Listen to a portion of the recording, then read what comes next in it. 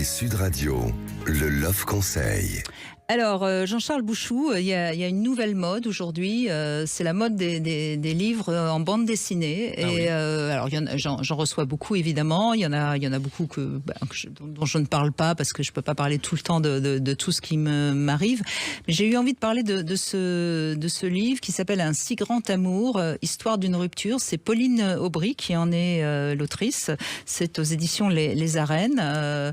Et franchement, j'ai trouvé que ce livre avait... Bon, d'abord, il est marrant, hein, comme toute bande dessinée, il y a toujours de l'humour.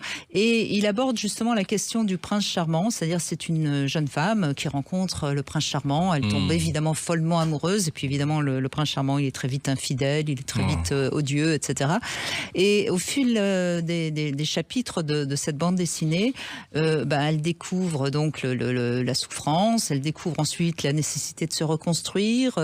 Et il y a beaucoup d'allusions psychologiques, mais en même temps très, très grand public. Et je trouve que c'est un livre intéressant. C'est vraiment un livre plus pour les femmes que pour les hommes. Et c'est un livre intéressant pour bien comprendre comment nous, les femmes, on est quand même très dans le besoin d'être amoureuse, dans le besoin d'être aimée, dans le besoin d'aimer. Ça pourrait être un livre pour les hommes pour qu'ils comprennent enfin les femmes. Ça pourrait, oui, parce que là, elle explique bien le fonctionnement du féminin, et puis elle parle aussi des blessures d'enfance, enfin elle parle de tout ça, et j'ai trouvé que c'était assez grand public tout en étant assez précis, voilà, et puis ça parle quand même de sexualité, parce que c'est quand même important aussi de parler de sexualité.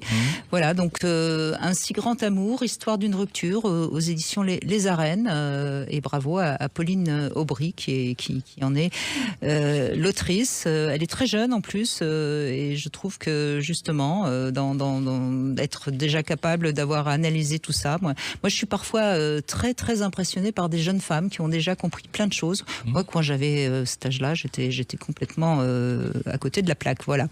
Il y a le premier chapitre, c'est le jour où tout a basculé. Le deuxième chapitre, c'est le déni, le fameux déni dont vous parlez beaucoup.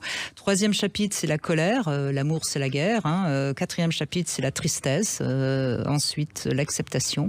Voilà. Et puis ensuite, la reconstruction. Tout ça, évidemment, vous en parlez, vous, quand vous êtes avec vos patients, j'imagine. Oui, beaucoup. Voilà. Un si grand amour, aux éditions Les Arènes. Et puis,